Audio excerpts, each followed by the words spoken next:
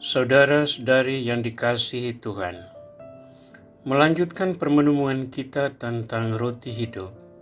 Refleksi kita malam ini akan diantar dengan pembacaan dari Injil Yohanes bab 6 ayat 41 sampai 59. Orang-orang Yahudi yang mendengar pengajaran Yesus tentang roti hidup bersungut-sungut karena ia telah mengatakan, "Akulah roti hidup yang telah turun dari surga."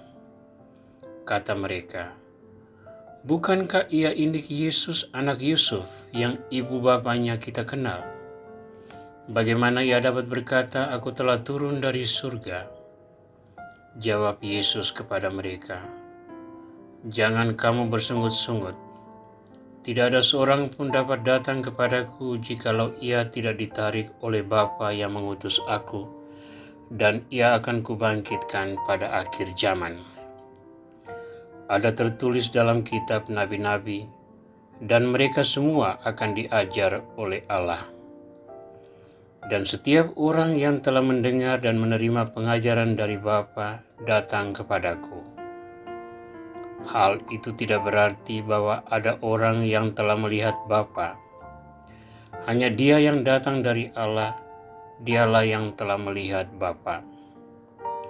Aku berkata kepadamu, sesungguhnya barang siapa percaya, ia mempunyai hidup yang kekal. Akulah roti hidup. Nenek moyangmu telah makan mana di padang gurun dan mereka telah mati. Inilah roti yang turun dari surga. Barang siapa makan daripadanya, ia tidak akan mati. Akulah roti hidup yang telah turun dari surga. Jikalau seorang makan dari roti ini, ia akan hidup selama-lamanya. Dan roti yang kuberikan ialah dagingku yang akan kuberikan untuk hidup dunia." Orang-orang Yahudi bertengkar antara sesama mereka dan berkata, "Bagaimana ia dapat memberi dagingnya kepada kita untuk dimakan?" Maka kata Yesus kepada mereka, "Aku berkata kepadamu, sesungguhnya jikalau kamu tidak makan daging anak manusia dan minum darahnya, kamu tidak mempunyai hidup di dalam dirimu.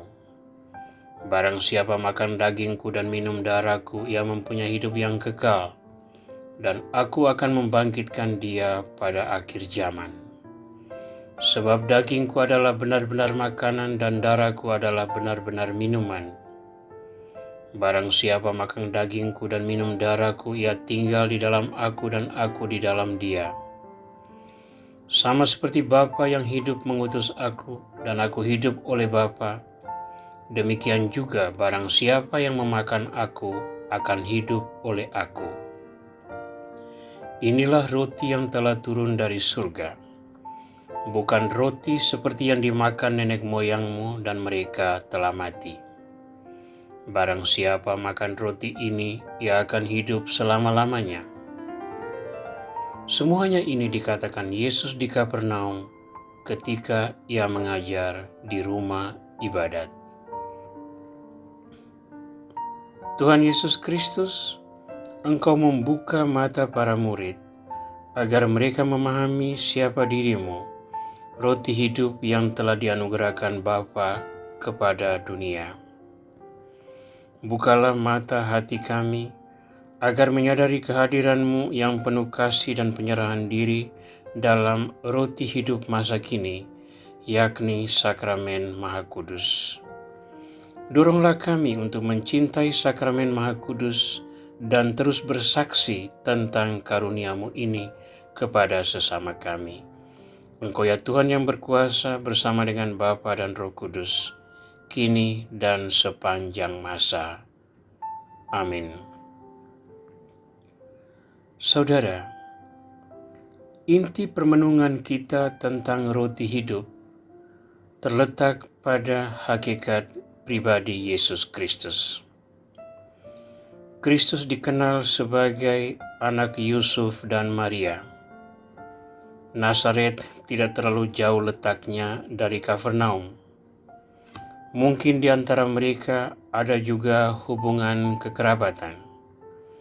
Karena itu, banyak orang yang ada bersama Yesus mengenal Dia sebagai pria Nazaret. Walaupun Ia adalah guru baru yang penuh dengan karisma, tidak ada seorang pun yang berpikir bahwa Ia adalah pribadi ilahi yang menjadi manusia. Maka pengajaran Yesus tentang roti hidup membawa kebingungan bagi banyak orang karena hati mereka belum cukup tajam untuk melihat perwujudan rencana keselamatan Tuhan. Walaupun resiko kehilangan murid begitu nyata di depan mata Yesus, Yesus tetap berpegang teguh pada hakikat dasar perutusannya, yakni mewartakan kabar sukacita, membawa pembaharuan iman bagi banyak orang, dan menghantar semua orang yang percaya pada kepenuhan iman dalam persekutuan dengan Bapa Surgawi. Dan persekutuan dengan Bapa Surgawi tidak hanya terjadi sesudah kematian, melainkan dibangun sejak masih hidup di dunia. Bersama Yesus, persekutuan itu menemukan wujudnya yang paling konkret. Jika murid-murid di Kafarnaum percaya dan menerima hakikat diri Yesus sebagai roti hidup, mereka sudah mengawali persekutuannya dengan Bapa Surgawi dari hidupnya di dunia, yang akan dimahkotai di saat ia menghadap Sang Penciptanya sesudah kematian. Semangat inilah yang hendak kita tumbuhkan di dalam refleksi kita tentang roti hidup. Beradorasi di depan sakramen Maha Kudus adalah upaya kita untuk mengalami keintiman secara pribadi dengan Yesus Kristus. Keintiman ini akan menuntun kita kepada relasi personal yang tidak membutuhkan bahasa-bahasa yang istimewa, yang tidak mementingkan medium-medium khusus dalam doa dan meditasi, melainkan komunikasi mistik pribadi dengan Tuhan sendiri, ketika Tuhan membisikkan kehadirannya dengan cara yang hanya bisa dipahami oleh pribadi tersebut. Saya tidak mengatakan bahwa setiap orang yang berdoa di depan sakramen Maha Kudus akan mengalami keintiman serupa. Tetapi dengan berdoa di depan sakramen Maha Kudus, kita membuka lebih besar peluang untuk mengalami bisikan Tuhan secara personal itu. Di dalam refleksi-refleksi tentang roti hidup, kita perlu membangun kesadaran baru untuk lebih mencintai Tuhan, bahwa Ia berbicara kepada kita dengan rupa-rupa cara termasuk yang tidak bisa dipahami oleh akal budi kita. Orang-orang di Kafarnaum gagal memahami makna pengajaran Yesus karena mereka menuntut satu pengajaran iman yang menyentuh akal budi semata-mata, yang paralel dengan tradisi hidup mereka. Hati mereka tertutup akan kebesaran Tuhan yang bisa berfirman dengan rupa-rupa cara yang tidak terselami oleh akal budi manusia. Hal inilah yang ingin kita hindari. Kita memenuhi pengetahuan kita, kebutuhan intelektual kita dengan pengajaran-pengajaran kateketis yang membahasakan ajaran-ajaran teologi tentang sakramen Maha Kudus. Namun itu harus diimbangi dengan hati yang rindu untuk menerima sakramen Maha Kudus dan terbuka bagi bisikan ilahi dalam rupa-rupa cara yang dipilih oleh Tuhan sendiri. Adorasi di depan sakramen Maha Kudus memberi kita peluang untuk mengasah kepekaan iman, sehingga bisikan firman tersebut bisa kita resapkan dan berpengaruh bagi kehidupan kita.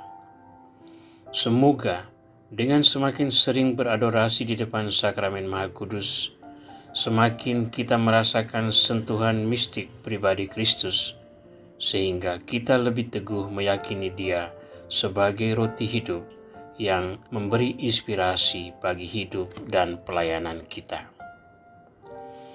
Tuhan Yesus Kristus, teguhkanlah hati kami, sehingga dalam situasi apapun, kami tetap setia berpegang teguh pada kehadiran-Mu yang nyata dalam sakramen Maha Kudus.